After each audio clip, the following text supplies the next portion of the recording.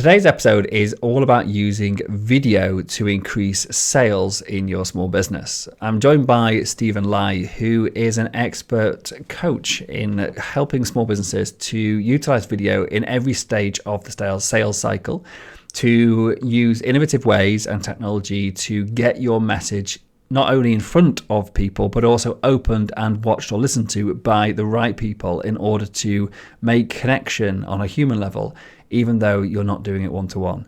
This interview had loads of aha moments for me, despite me being someone who's been using video extensively within our business for many, many years.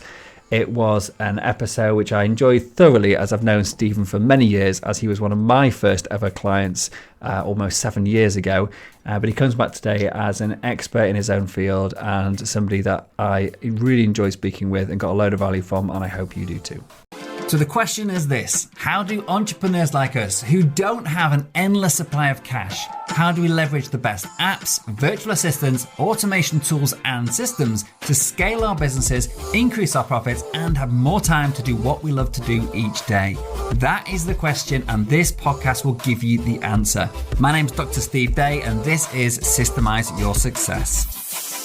Hello and welcome to Systemize Your Success. Today I'm joined by Steven Lai, who is someone I've known for a few years, but today he's not joining me as a friend. He's actually joined me as an expert video creator and coach who's been working now with small business owners for the past few years to help them to use video in their sales and marketing processes.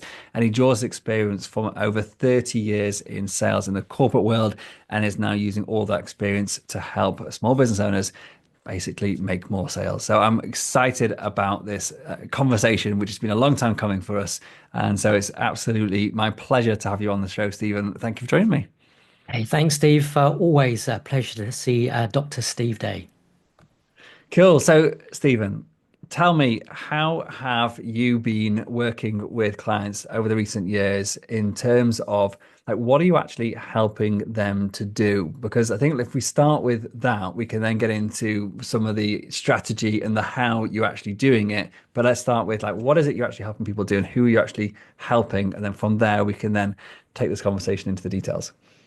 Sure. So first of all, thanks very much for having me on your program. Delighted to be here. And I'm hoping that this session, because video is very wide and vast, but sort of to narrow it down, typically for, I would say, small business owners like you and I. So what I have found through the customers that I support and help, they see the value of video. And that seems to be the universal thing. But the problem is, it's how do you get started with video? And in particular, how can you use video in your day-to-day lives, whether it's running a business, whether it's around sales, around marketing, getting yourself out there.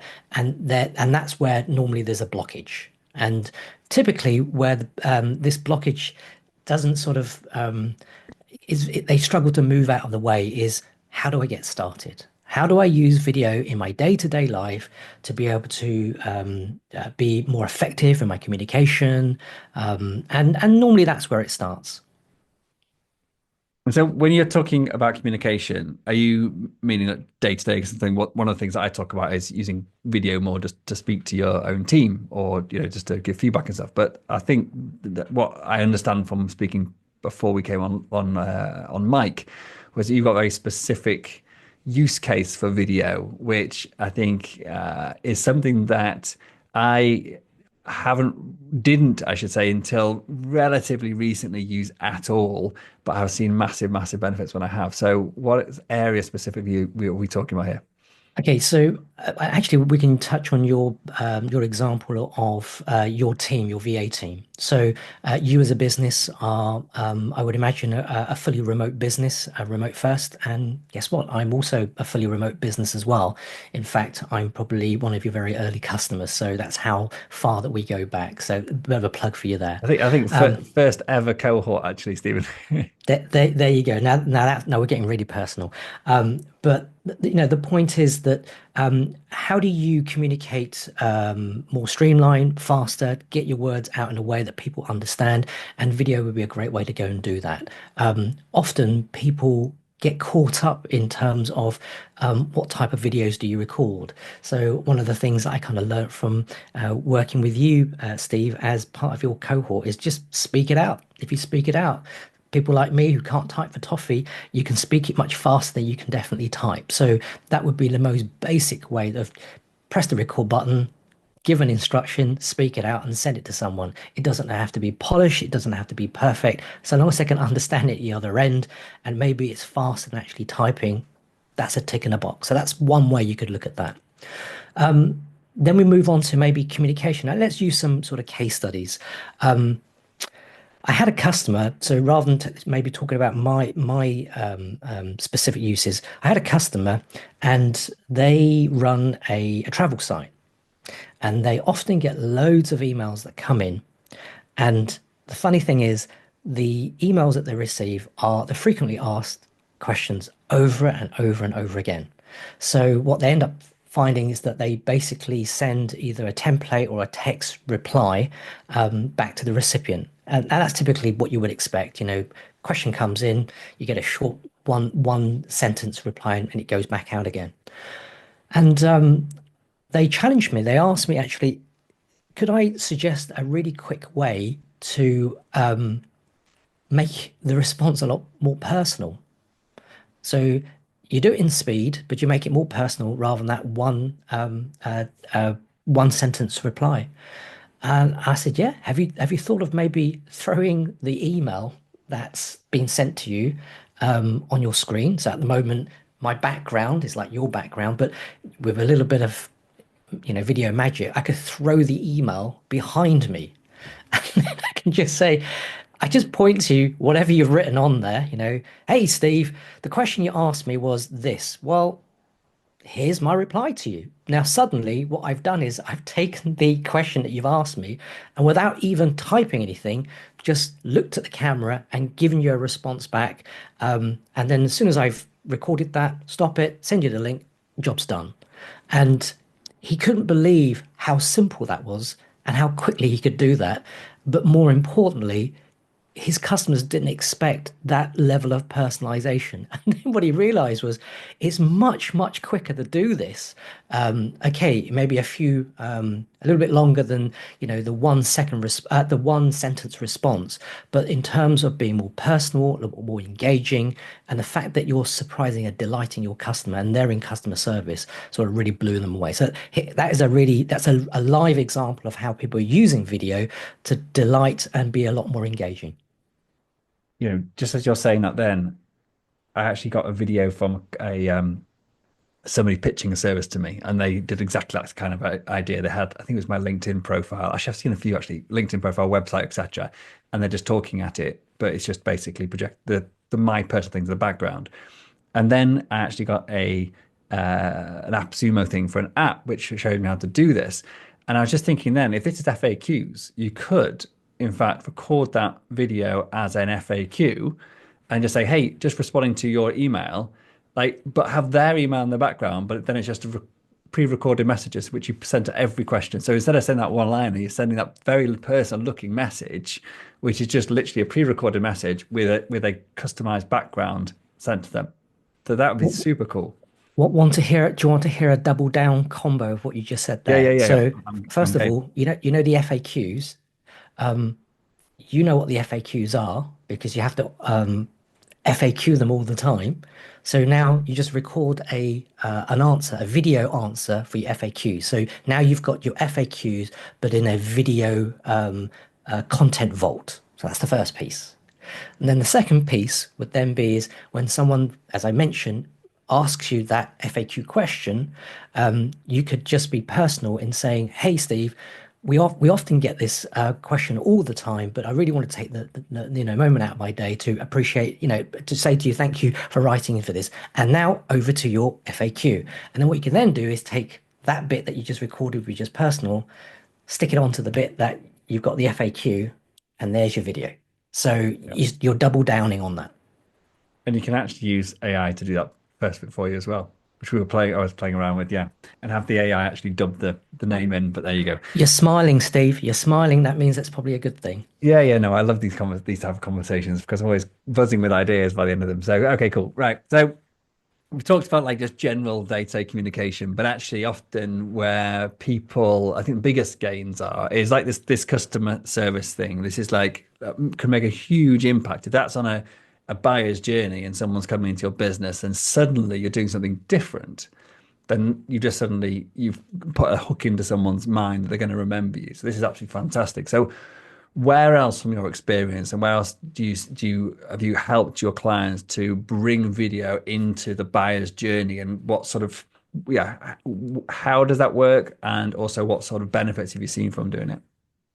Sure. I think I can because my use cases are so wide and varied. I chose that particular one on customer support because I guess many of our small businesses we do custom support. So you could say, well, that's an example which I could actually use for myself. Other case studies or case examples may not be so relevant. But if I maybe bring myself all the way back round in terms of my early days working in sales. Okay, so I think whether you're a business owner and you got your own business now, at some point you're going to have somebody in your business, whether it's you or someone in your team, you're going to put on your business hat on. And when you put the business hat on, then you inherit the problem, which is how do you do outbound reach? And I think this before I maybe dive in and give you some sort of top tips here is I want you to picture yourself as the recipient, not the person that, you doing this outbound reach, but imagine you as the recipient. Now, I'm going to tell you a little secret here, okay? Do you have in your email a little folder called bad emails? Okay. These are classic emails that people send to you, and then you receive them, you just shake your head, but they're so bad that you've got to save them somewhere so that you remind yourself, don't write emails like that. I'm going to ask you a pop quiz question. Have you done that? Have you done that in the past, or do you have one of those secret folders? I don't, but I'm going to make one. It's a Yeah. brilliant idea. Okay. How bad? What is a bad email? Okay. So again, please put your hat on as if you're the recipient. Right. I would imagine the bad email goes something like this. If it's an email, it will be hi, not even a name. Okay. Hi and comma. Okay. Then it's going to be copy and paste, copy and paste. And by that time, you haven't even got you don't even know what they've written. The fact that it's hi, it's a sales, or it's a very poor attempt at a sales outbound email. And then maybe they get your name right. So it's the same email, but it says hi, Steve, and the same things down below. And sales delete or spam, whatever it is. So the thing is, emails are really noisy. They're really hard to write with personality. And for people like me who can't type for toffee, it doesn't help you. So to try and get personality out on an email for someone who doesn't type is nigh on impossible. Not only that, it's really noisy, and let's not forget about those spam filters. So you've got a lot of things against you, but it's what you normally receive. So pop quiz question a day. Steve, have you received a shed load of emails today? Probably with sales introductions. Yeah, I'm sure we've had some emails. I don't know. I Right. don't look at them. Okay, so let's move on into this cold calling sort of process. Then there are cold calls or phones. Okay. Now, back in the day, somehow you would find a phone number. But I have to say that in where we live now, 2025, getting hold of a phone number is particularly difficult. And even if you were able to go and obtain that phone number, would it be fair to say that if someone's phoning you, and I know this for a fact, trying to phone Dr. Steve Day and he doesn't know your number and it says an unknown number, automatically goes either to voicemail or just going to be you're nodding your head. So I'm sure it's the same with many people. Again, picture yourself as the recipient. If it's not recognized, it's going to voicemail or you're going to hang up. Yeah. So emails are tough. Cold calls are tough. So now let's go on to the cold call. Let's finish this piece off, which is voicemail. Okay. They send you the voicemail. So now you've got to do your thing. You've got to do the dance and give your voicemail. Now, the thing is, let's just say you deliver an amazing voicemail, whatever that voicemail may be.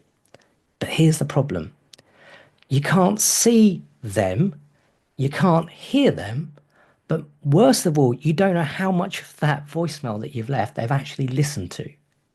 So it could be almost the case of whether you left a voicemail or not, you have no idea. And then the last piece is, well, what's the alternative? I'm going to rule out uh, um, personalized letters here. Not to say it doesn't work. It just takes a long time, and the amount of the cost of buying first class stamps in the UK now are pretty high, and it depends what sort of business that you're using. But I'm just going to rule that out for the time being.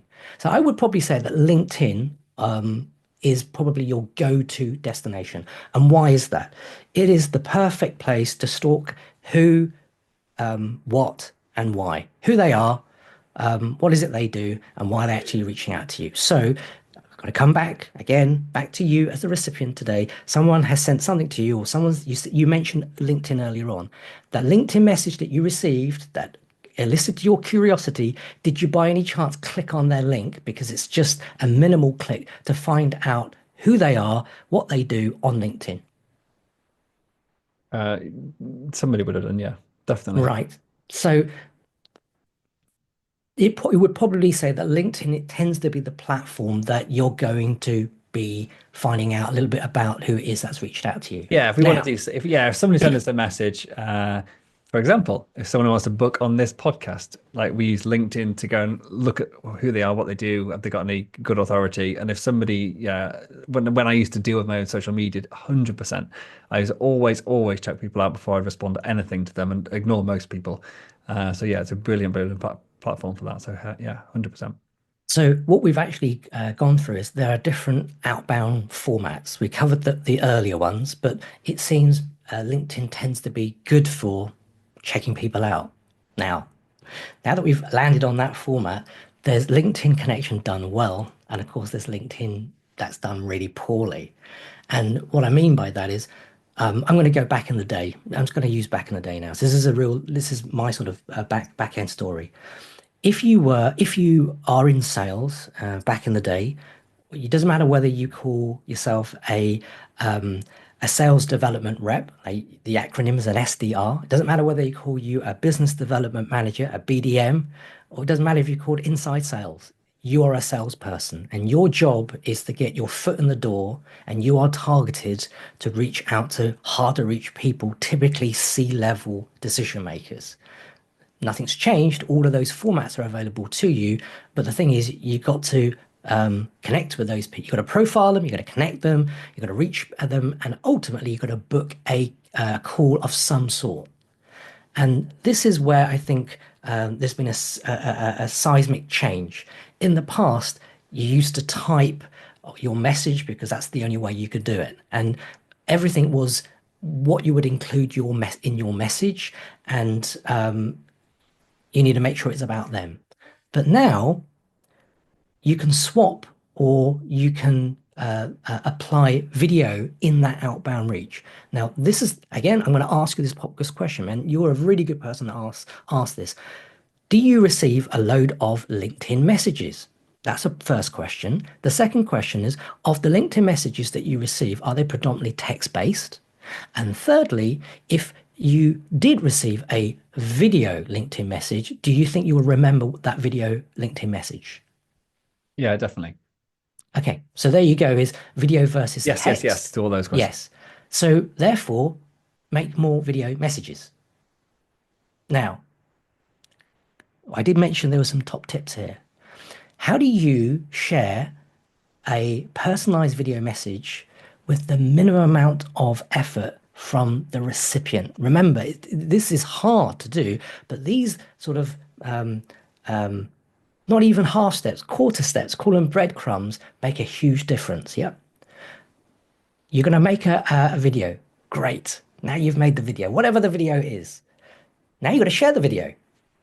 Now, the thing is, when you share the video, the person has to click and watch it. That's your job is step one, they've got to click it. Step two, they've got to watch it. And step three, you hope it will deliver what it is supposed to deliver, and they're going to do whatever your call to action is going to be. Now, what I've found is if you upload an entire video, it gets really big.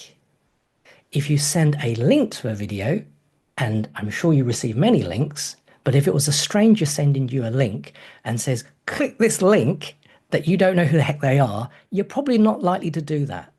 However, if that video in the 3 seconds happens to be a Giphy with you, and I'll paint the picture for the audience here. Imagine me trying to reach Dr. Steve Day. I want to be on his podcast. And there's a picture of me, big smiley face, looking at you. And it's got your LinkedIn profile in my background. And whatever message it is, I'm pointing to say, look, that's the podcast I'd like to be on. And I'd like to be on your podcast. But the thing about a Giphy is it tends to move. It's a moving Giphy. And it gives you like 2 or 3 frames of what the message is. And remember, the only objective is to encourage your audience to click it. And this is what's really important. Would you click a link from someone you didn't know, or would you click a link of a visual thumbnail of a person smiling saying, this is why I want to get in contact with you? Because if they don't click it, it's as if you never made the video. It doesn't matter if they don't click it. Now, if they click it, this is where it gets really interesting. Number one, you can click, consume, and view. Click, analytics. Did they actually click it? Secondly, did they watch it more than once? Because my video to Steve was so good, he watched it twice. That tells me something. Did they share the video because they were so excited they got this video because no one else has sent them a video message? They shared it amongst their team. If they do that, you can see all of these analytics. But then the last piece would then be, and it comes back to the difference between a voicemail. I can see how much of that video message you actually watched. Did you do 100%? Did you do 10%? Did you do 50%? Because however long you watched it, that's probably where I need to go and improve. So all of that is wrapped up in a video message. Hopefully that gives a lot more perspective of what a video message can do versus all the other formats we've discussed. Yeah, totally. And one of the things that you can't do a lot of the analytics side of stuff, which you just talked about, all the fun stuff with Giphies, but one of the most effective tools that I've started using to get people to respond to messages. These are typically clients or people I've engaged with because I've got their WhatsApp number basically, but you can send on WhatsApp a little video message. And exactly what you're talking about, just to really give you a different case study, but the same point to show how effective this is that the WhatsApp message will play the video silently on their WhatsApp screen until they click play, and then it'll start to the beginning and start again. Those messages, I would say 100%, but let's say 99.9% of people will respond to those messages, even if it's like in a sales journey. So like my experience of having a way to have a moving image, like your idea, your explanation and doing it through LinkedIn is awesome. I hadn't thought of that. And yeah, if you can personalize it as well, then I would imagine you're going to get maybe not 100, but you're going to get a 90+% open rate and probably engagement rate on those videos. So yeah, 100%. Like it. What app do you use to host videos? I've always used Loom. Loom works for me because it's simple and it's fast. You know what I was just thinking then as well, maybe I don't know if you do this, but you can if you want so you could create a thumbnail with the subtitles with the person's name in, so it would play the GIF with say, hey Steve, just wanting to ... and then you could then have that as the thing you upload and then just do the video in Loom. But then the actual thumbnail, you could then create a batch of them for different people's names, or just I'm going to send this message to this person. That would be cool as well. So your brain's going nuts at this moment in terms of all the different ways you could do this, or what you could do, because How do you do it on Loom with a thumbnail? Okay, here we go. You're asking my secrets now. So I'll tell you what, I'll share this with the audience. Okay. So I'll share the question and I'll share the answer. How do you create a thumbnail which is personalized that's going to encourage a person to go and click? The easiest way to do that is you're going to go to their LinkedIn profile and bring it and throw it behind the screen. So there's Steve Day. Okay. Now, number one, you know that this is personalized because there's a person there. The second thing is you could have behind here what it is that you want him to go to, which is like, I want to be on your podcast. So it would be a case of in the 3 second, of course, your audience can't see this. I'm pointing to you with your smiley face on your LinkedIn profile. Then I'm pointing to my text slide that says, I want to be on your podcast like this. And then I want to put my thumbs up going like this, or yeah, or give me a call. All of this in a moving GIF. So remember what the objective is. The objective is to elicit curiosity. You've got to click in order to get the message. So everything that you're doing at this point is designed for them to go and click it. And of course, that's just the first step. Once they've clicked it, it's got to be a good message. Otherwise, if the message sucks, you've achieved one of the ticks, which is they've clicked it, but they actually haven't watched the rest of it because it was irrelevant. So there's much more to it than that. But can you imagine that versus what I asked before? Did you receive lots of LinkedIn messages today? Yep. What's happened now? Everyone's shifted from email to LinkedIn messages, but it's still the same problem. They're doing it via text. But if you've got a video message, are you going to remember that? And the way that I kind of put this into, or I share this with my customers is this. I can't remember back in the day when people wrote you a personal handwritten letter. You know, I call it a red letter day. Yeah. I love those. I don't get those anymore. Normally they're just bank statements. But when you do receive one of those, typically when it's your birthday, you feel really special. And I would say a video message is the next best thing. It's a personalized message for you. Of course, in this instance, it's about outbound reach, but it could apply to anything. Christmas card greetings. You've missed the post. You're not going to get there in time. I'm going to send a Christmas card over to Dr. Steve Day over in, I'm not going to tell everybody where you live, but you know, power of the video message, I can send it to you in an instant and it would still be personal. So again, just understanding in context where this actually fits in the whole process of outbound reach. Cool. So I'm using this as outbound reach. I'm sending a video message. I'm using some sort of thumbnail. It'd be great to know how we can do that. And then what happens next? Like where does video amplify this beyond just someone clicking and me sending call, like no matter how good your video is, 90% of it is going to get binned anyway because it's cold, and that's just the nature of sales. It's like you're only going to, unless you know the person, it's luck if you hit the right person at the right time, in the right mood, etc., etc.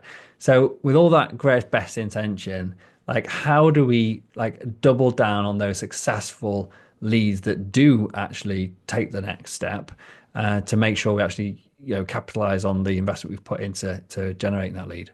Yeah, great question. So when we started this conversation, I mentioned to you there's how do you use video for the before, the during, and then the after. So let's say what we've just discussed is the before. How do you connect with somebody who you don't know? So, or I'll put it into context. You've been given a top 100 dream list that you have been targeted to connect with. That's your job because that's what you do. You're a sales professional, and you've got to build know, like, and trust enough for them to do whatever the call to action is. And let's say the call to action is, in my case, in my many years of doing this, you need to get them onto a call. And in this case, let's take it into 2025. It's going to be a video call. So now the call to action is whatever you've done in that outbound reach is to get them onto a video call. So now the question would then be is, how do you use video to master your live calls or your demos? Okay, so that's the question. So my first question is, there are many death by PowerPoint presentations. Now, when you come to do a Zoom call, one of the things that we found during the P word when everyone got locked down was that it was not death by PowerPoint, but it's death by Zoom. Yeah. And typically what that means is somebody's going to show you a big PowerPoint slide, massive, okay, and then you're going to be 2 postage stamps on the right-hand side of that screen. And what they're going to do, if they do a bad job, is to annotate what you're reading. Death by PowerPoint with a Zoom combo in it. Does that sound familiar? Yeah, of course. Right. Well, what if instead you brought that presentation to life? Now, what I mean by that is, for whatever reason, the default is PowerPoint, but PowerPoint is what everyone's familiar with, but it may not be the most visually engaging format to communicate what it is that you do. So a lot of the things that we do, we tend to do live demos, or more importantly, to make sure that the presenter, like you and I at the moment, we are engaging on screen. We're doing this on a Zoom call, but we are front and center. We are not a postage stamp. I am right dead in front of you. I'm giving you eye contact. And I'm sure, as you have done enough Zoom calls and probably with your audience, eye contact is so, so important. And often you get it wrong, and then you'll be looking at your screen at your speaker notes, and then people are looking at you on the left-hand side, and it's like straight away it doesn't work. So what you want to be doing is using video on your demo calls or your live video calls to be able to educate, to entertain and inspire your audience, because there's your first opportunity to be able to demonstrate your service or your product to your ideal customer that is relevant to them. And part and parcel of that is that there is good video engagement. So one of the things that I'm not sure whether you've experienced this. I'm going to ask you the question, but is, if we do, or I have a video call with somebody, I make sure the video's on. The video's not on, we'll just reschedule, because if they don't, what's going to happen is they're chatting to you. It's like having a phone call, not a video call, and you have no idea what they're doing. Are they, doing this? Are they doing that? It's so important that you've got visual engagement. If they're looking away, you can see that. It means that somehow the connection's now broken. You've got to work a little bit harder. So here is I suppose, example of how body language, eye connection, engaging your customer, entertaining, educating, inspiring them, and your voice, your intonation is an extension of your shop front to your audience in terms of what it is that you actually do. And of course, in most great presentations, there's always a call to action. And I think you're going to lead on to the next question. Is the call to action um,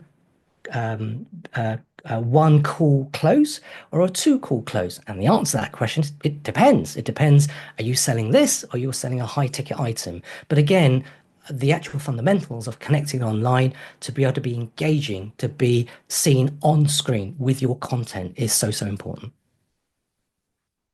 Okay, cool. And so we've got them on the call. As you say, as you mentioned, you are ensuring the video's on, and I can totally relate to that. Might be the wrong term, but I know that whenever I have been on sales type calls and they have their video off, it is highly unlikely that's going to proceed.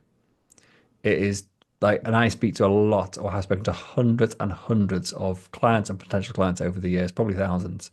And I don't have figures on it, but I can guarantee that that number is very, very small, because that person isn't engaged. They're not actually willing, and if they're not willing to actually just meet you face to face, even via Zoom, then you're not building that rapport and that trust. So I totally relate to that in terms of personal experience.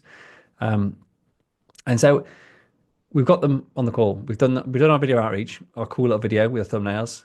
We've got them on a call. We're doing a video call. We're not doing a phone call. We're not sending an email. What's next? Where does video come into the rest of the sales process? Okay, so we've done the before, now we've done the during. This is the piece that we're doing now. So for example, you and I are having a Zoom call. So we are doing this in real time. And you've asked me some great questions, because I've actually said that's a great question. So the other thing is, now with all of this technology and particularly AI, we have on our Zoom call, we've got it's called Steve's AI meeting bot, or Stephen's phantom note taker. There is somebody transcribing and taking a recording of our session at the moment, because, time is really precious. Now, what would be amazing, because you already do that, you've already done the call, is you use that to your advantage and say, you know what, Steve,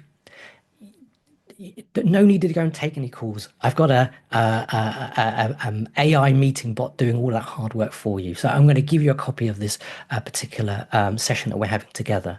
Now, the best news is because they've already taken the transcription, there are going to be some takeaways there. And ideally, if you have constructed your presentation well, what you really want to be able to capture is the aha moment. So in the presentation, it's like Steve has an epiphany, or Stephen shares with Steve something really cool, and he's got a smile. He's like, I get that. That's the aha moment. So now, once we have finished the demo piece, is it likely, as in to be professional, that you'll do a follow-up? And so that follow-up might be, you know what, Steve, thanks very much for your time today. I thought, looking back on our session together, I think I did spot an aha moment, maybe one or two of them, and I thought I'd just share those with you, just to make sure that I captured the right thing, because it's already been recorded anyway. And then by having that again personal introduction to share their aha moments, it's a much stronger follow-up. So there's the before, during, and after. And the best news is because the actual AI transcriber's already done that, it's the minimum amount of work.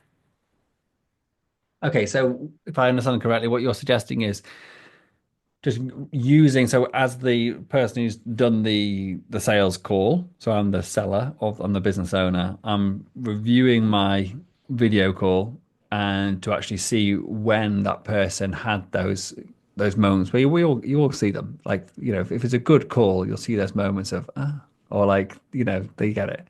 And especially someone like me who just wears his emotions completely on his face. But and so yeah, and then going back and actually saying, hey, again on video, hey, lovely to speak to you today, and then just basically bringing them back to those specific moments using their words because you can actually go back and review it, capturing that within that. That's cool. I like that. Good. What's next, Steve? Okay, so we've done the before, the during, and the after. And now let's talk about what do you do in your spare time? And that is, are you creating content? Are you sharing your knowledge? Are you being a person of authority? What is it that you're sharing with the wider world? And again, I come back to we use the phrase social selling. There's social selling or posting stuff up. Okay, you can do this intentionally with intent, unintentionally, no idea, or you can do with maybe sharing what it is that you do with your family, a bit of your personal life. I'm going to ask you again to put your hat on as the recipient. If someone reaches out to you and it's something of value, and again, it depends whether it's a small business or whatever it is, you're going to go and look back at some of their social media feeds. That's how we stalk people, because you will probably want to find out a little bit more. We might even call it due diligence.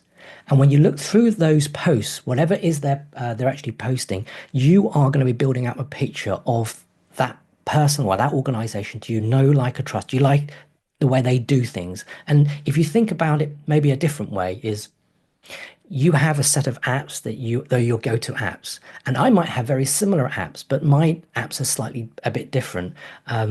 Potato patata, but there's a reason why you'll gravitate to one app, even if they do the same thing. Yeah, because it's the way the messaging and the language communicated and resonated with you. So if that's the case, there's probably lots of people doing what it is that you're doing, and what you're looking to do is to build that personal relationship, the know, like, and trust. So social selling is a way that you're going to be doing that. And don't forget, if you are somebody that is thinking, actually, that makes a lot of sense. I should do a lot more of this social selling. I should be posting more stuff out there. And then here's the but, here's the procrastination bit. But it's going to take a load of time. I've got to make it. It's really hard. I would say to you, it doesn't have to be perfect. In fact, as long as you keep it real, the imperfections actually play to your advantage because it's personal, it's raw. Now, I'm not sure about you, but you and I have got a thing, we geek out on technology. And then you get all this software where people, I saw the other day, people put a digital face on, so that as you're speaking, they just look at you on camera, yeah? As even though you're not looking, you're looking this way, but on camera, they're just staring at you. I don't know about you, man, but that just freaks me out. Okay. It's not the fact that it can't be done, but it's just weird. Yeah. People tend to stare away. Like I'm staring away. I graze this big. If I was just staring at you for 20 minutes like this without blinking, you just think there's something wrong with this guy. Like I'm seeing you moving your eyes at the moment. Okay. So again, I would say is lean into the fact that because at the moment everybody's leaning into technology to make everything so polished, so perfect, go against the grain and just be yourself. Being less perfect, less polished, but keeping it real and keeping it raw. Ultimately, that's what makes you you. That's what attracts people to your tone of voice, your personality, your intonation. So all of these things where getting started, building your brand with video, get your stuff out there, use video. Why? We're going to give you another pop quiz question. The pop quiz questions just keep on flowing, okay? Have you seen a video today? Raise your hand. I'm going to raise my hand right now, okay? Have you seen a video this month? Probably lots of hands are going up because we are in a world at the moment that we're consuming at such a fast pace that I am a slow reader. I'm just going to say I'm a slow reader, but I will consume it much quicker if it's on video. And actually, by putting yourself out there as on video, it just means that you are sheep dipping them into your world. They're either going to like you or they're not, and it's okay. You were talking about earlier on your ideal customer, the one that doesn't switch on his video. I can bet my bottom dollar, okay? Anyone that you actually sold to, who bought your services, who didn't put the camera on intentionally, probably became probably a problem customer down the line if video is part of what you teach, because they just don't want to go and do that. Whereas there's a certain norm, there's a certain trend, and if that part doesn't work, it's probably a red flag to go and say they're probably not your ideal customer. No, totally. And one of the things I was just thinking about, a couple of things actually, bringing back memories of getting started with social media. I've been at this game a few years now, 7 odd years, and I hate social media. As in, I hate putting myself out there. I hate sharing stuff with the world. I'm quite an insular person. I'm quite um, uh, not extrovert, introvert. Can't remember the word for my own personality. I'm quite an introvert character in many ways, and so the idea of doing this is horrible. And but in the early days, I just picked my phone up and started recording myself with my thoughts. And that then gave me the confidence over time to actually end up launching this podcast. And that one of the best, just to really double down on what you're saying, one of the best things I ever did was actually start doing video, because video can be transcribed, video can be put into AI now, and you can create blog posts from it. Real, genuine thought leadership, but using AI to create something more digestible and more even more you than you could write if you're like me and you're a bit crap at writing, like you were saying you struggle with it as well, Stephen. Then it's like, okay, great. So I don't want to use someone else's ideas, but I want to use technology to get my ideas out in a more articulate way. And so video allows that to happen so quickly. But yeah, and the other thing is like this, you say about personality, like I chose this video goes out, this podcast goes out almost unedited. There may be, if there's a big pause or I don't know, I fall off my chair or something like that, or I spill a coffee on it, I'll cut that out. But or someone starts doing aerobics on the video, as Stephen is just now, if you're on the podcast, then I might cut that bit out. But other than that, it stays in because I'm like, well, this is me. I'm not perfect. I mess things up. I stumble over my words. I'm not very articulate sometimes. Sometimes I go on a roll. I'm great. But actually, all of that means that when people come and actually work with me, they're not surprised. Like, oh, yeah, he's that idiot that he sounds like on the podcast. Or when they come on the sales call, like, that's the person. So I really, really believe in that. And I think that's a really good point that you've made, is that the more honest and authentic you are, the less you refine what you put out there, the more people will either resonate with you or not. And that's brilliant, because it means that people that do actually like you. Well, they don't like a persona that you put up and then you're pretending to be this person and they're really disappointed when they actually meet you. So I just think I wanted to double down on it because I think it's such an important thing, and it took me a long time to get that. So thank you for saying that. I'll bring that up.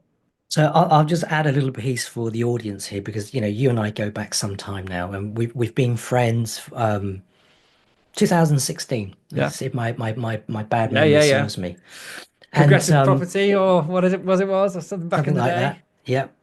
And when I look back, and actually if I close my eyes, and I've got a pair of headphones at the moment, and I hear what you're saying. I don't know how many times I've heard, you know, um, Dr. Steve say buttery smooth voice come across. Now, whether I have any interest in what it is that you do or your subject, the fact is, that voice that comes across, immediately associate with you and your studio and your big mic. I often, tease you with this that your mic is so big, you look like an Asian pop band wannabe. That's why I've got It's mine some up at some, the some moment. K-pop star. Yeah. Yeah, K-pop star. Normally it's hidden, but today, hey, you got yours, I've got mine. But the thing is, you putting yourself out there regularly, consistently, it doesn't have to be perfect. No one's going to remember the perfections or the imperfections. You're just doing it. And I think that over a course of time, if you do it every day for that many years, people are going to remember what it is they like or they don't like about you. Yeah. Totally. And actually remember, like, the great thing about when you're doing post on social media is if you do screw up, you just don't post it. You can do your live. If you're doing a live stream, it's okay, but you can actually delete it afterwards. A couple of people will watch it if you screw it up. Oh, internet connection's going down, and just cut it off. If it all goes pear-shaped, and I've done all these things, when it's gone terribly wrong, I've forgotten what I was going to say. You're just like, oh, just cut it off. Go back So, on. so, Oh, I don't know what happened then. so Steve, Anyway, I'll give one big top tip to and then we're and all then we're your going to wrap it audience. up so you can come in with your big clothes. Sure. Okay. And that is, when you're starting out, no one cares. You're just not that special. You really are not. So if you're making mistakes at the very beginning, don't worry about it. No one cares until you've been doing it long enough and then people start caring. And then, so therefore, don't worry about it. Just go and do it. Cool. Good. So I do need to bring this to a close. Let me give you the opportunity to share your final big tip to help people get started with video above and beyond everything we've talked about. Why should they even bother implementing everything we talked about today? Okay, so people often ask me, how do you get started on video? So the old school way is you practice in the mirror. Okay, I used to do that, but there's a problem if you do it that way, and that is if you practice in the mirror, you can't press the record button. So you imagine you really suck to begin with. That's like most of us, and then you basically get your great performance and you absolutely nail. The problem is you can't play it back. Instead of doing it via the mirror, just press the record button and tell yourself no one is going to see this other than yourself. And the reason why that is because once you've hit that record button, you can then play back. And then when you play back, that's when you're going to really notice the things that you got right and less, and probably some of the things that you need to go and improve. And you just go again. And it's just this iterative, process of a bit like riding a bike. You're going to wobble to begin with until you start, freewheeling. So what I would always say is make sure you practice, practice, practice, hit the record button. It's for nobody else but you. I like it. And if it is brilliant, you can always share it. There you go. Bingo. We got it. Stephen, it's been fun. It's been a pleasure. And I knew that this would just bring me some new ideas, some new tips, some trains of thought which I hadn't thought about because I love the way your brain works and the way you pull things together. And you are a very you explain things incredibly clearly, and I hope that this has been helpful for people who are struggling to get started with video to utilize it because it's something that I am passionate about. It's something that I've been advocating within business, within communication in general for many, many years. And so and I haven't until recently started using it at all in my sales processes. And I've seen the difference of doing the stuff that you are, way better than I am and far more advanced in what you're actually implementing and applying this to. So yeah, I knew I was going to get a lot from this, and yeah, looking forward to continuing our conversations. If anybody else wants to continue their conversation with you, Stephen, because I know how much you love helping people to get started with video and help them with their sales, how can people find you? So probably the easiest thing is to go down to LinkedIn because that's the default place and just put in Stephen Lai. There should be a charming picture of myself, not to confuse with this. I think there's actually a Canton pop star called Stephen Lai. That's not me. He's just more handsome. So that's the first place they can go. I have a program called You Are a Video Star, but I think at this early stages, if you're a business owner and you know the value of video, but you don't know where to get started, just reach out to me and happy to have a chat. Wonderful. And we'll be putting those links in the show notes as always. Stephen, thank you very much indeed for coming on the show today. It's been an absolute pleasure and joy to have a proper chat with you. Thanks very much, Steve. Pleasure Cheers, being here. Stephen. Bye.